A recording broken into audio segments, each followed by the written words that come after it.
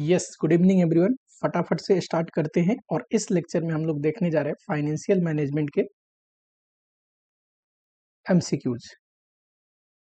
MCQ जो आया था वो काफी आसान एमसीक्यू था, कोई ऐसा लाइन नहीं, कोई ऐसा पॉइंट नहीं जिसमें एक भी कंफ्यूजिंग की बात बोली। ठीक एमसीक्यू बहुत आसान था। चलो पहला एमसीक्यू अभी दिखाता हूँ। टिक तो मैंने सारा ही कर दिया, और छोटे एमसीक्यू से फटाफट करवा देते हैं आपको। यहाँ पे मैंने जो नंबर प्रिंट होके आता है जिस बच्चे ने भेजा था वो मैंने काट दिया है कि कल को कोई दिक्कत ना हो अगर बच्चे पे भी हो तो, क्योंकि आई थिंक रूल्स अनुसार ये एमसीक्यू लेके आना अलाउड नहीं है। चलो देखना जरा, सेल्स दे रखा है, वेरिएबल कॉस्ट दिया है, फिक्स कॉस्ट दे रखा है। ठीक है, ये आ जाएगा। पूछा गया percentage change in sales required in order to double, double मतलब 100% चेंज ईबीआईटी। ऑपरेटिंग लिवरेज में हम लोग पढ़ते हैं percentage change in EBIT divide by percentage change in sale, correct. और ऑपरेटिंग लिवरेज यहां से निकल जाएगा कंट्रीब्यूशन डिवाइड बाय पीबीआईटी। तो ऑपरेटिंग लिवरेज को यूज करके निकाल देंगे। फाइनेंशियल लिवरेज फिजूल में आपको दे रखा है, एडिशनली कुछ काम का नहीं था।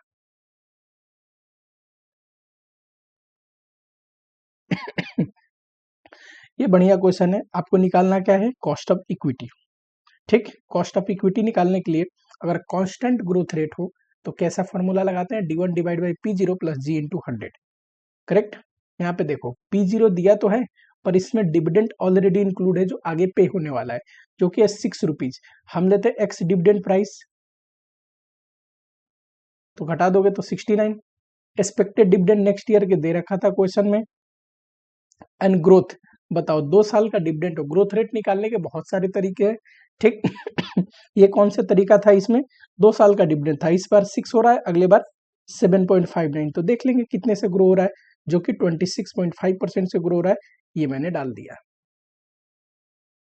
पास्ट ईयर के डेटा के बेसिस पे भी ग्रोथ रेट निकालते हैं, डिविडेंड ग्रोथ रेट, ठीक। चल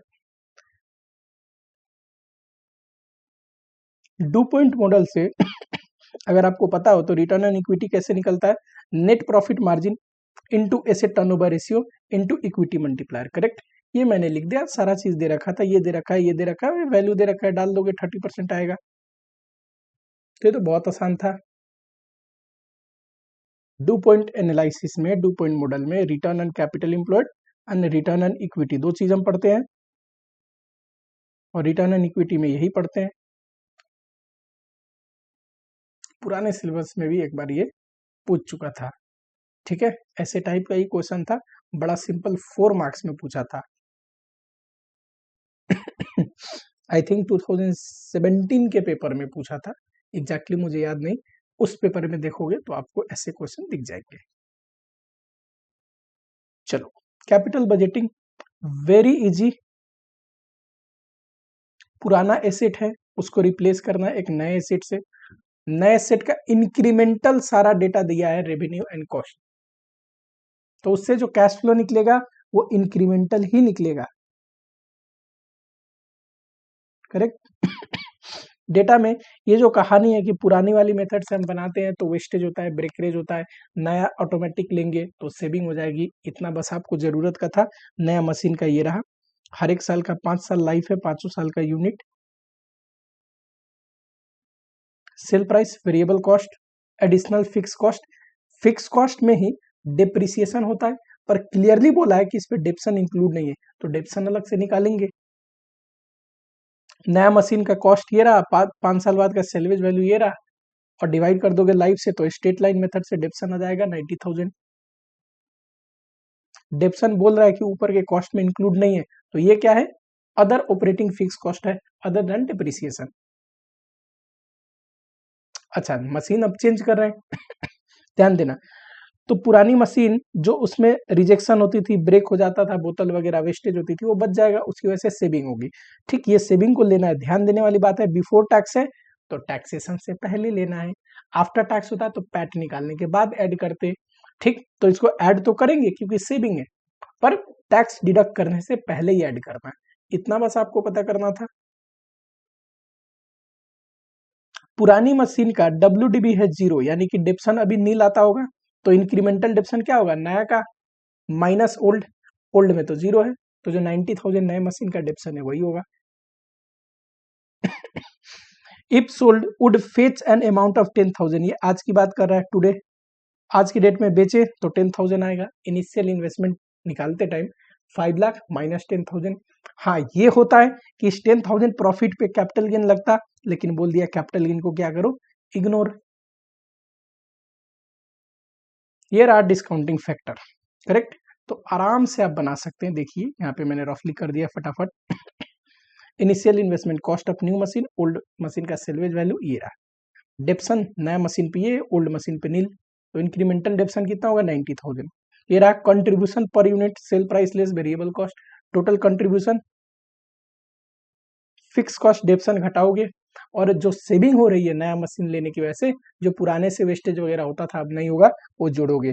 देखो टैक्सेशन घटाने से पहले जोड़ा है, क्यों, क्योंकि बिफोर टैक्स वाली आइटम है, अभी इस पे टैक्स घटा नहीं है, तो ऊपर जोड़ देंगे तो इस पे भी टैक्स लग जाएगा। ये आ गया 5 साल का पीबीटी, टैक्स घटाओगे तो पैट, डेप्सन जोड़ दोगे, cash flow after tax, present value से कर दोगे तो हर एक साल का कैश फ्लो, सबको जोड़ा तो ये आया। ठीक, प्लस 5 साल बाद जो सेल्वेज वैल्यू आएगी उसकी प्रेजेंट वैल्यू, और आज के डेट में जो आउटफ्लो है वो घटा देंगे तो ये एनपीवी आएगा। ये क्या है, इंक्रीमेंटल एनपीवी। अगर ये पॉजिटिव आया था रिप्लेस करते हैं, पर हमसे डिसीजन नहीं पूछा है, हमसे एमसीक्यू पूछा है। अगला डिस्काउंटेड पेबैक पीरियड पूछा है।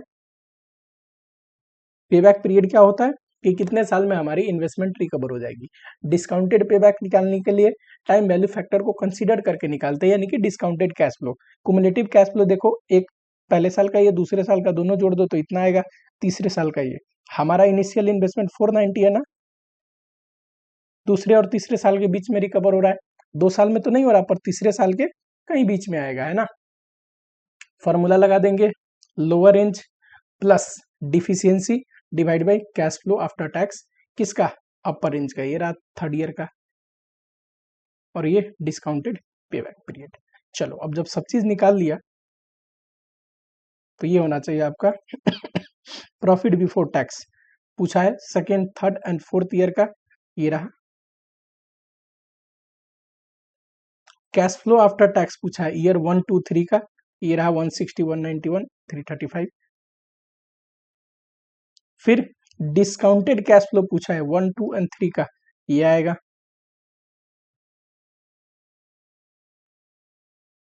नेट प्रेजेंट वैल्यू पूछा है, एग्जैक्टली ये आएगा 474, 890.4, एंड डिस्काउंटेड पे बैक 2.74, ये हमने निकाल ही रखा है। ठीक है, देख लो एक बारी, कहीं अगर डाउट हो तो मैं यहाँ पे कर देता हूँ।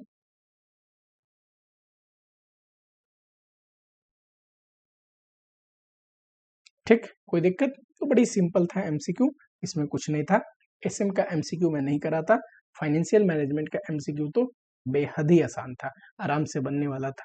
ये एनपीवी पूछा भी 10 मार्क्स में था ना, रिप्लेसमेंट डिसीजन पे क्वेश्चन 10 मार्क्स में, तो रिप्लेसमेंट डिसीजन का बहुत ही आसान और सिंपल क्वेश्चन पूछा है। इंजॉय करिए, आप लोग का एग्जाम खत्म है। जिस बच्चे का पेपर अच्छा नहीं गया है, किसी भी पेपर में लग रहा है ग्रुप रह जाएगा, बहुत सुन आप लोगों को पढ़ाई शुरू करता है। डिटेल में डिस्कस करेंगे कल के वीडियो में। फिलहाल बाय।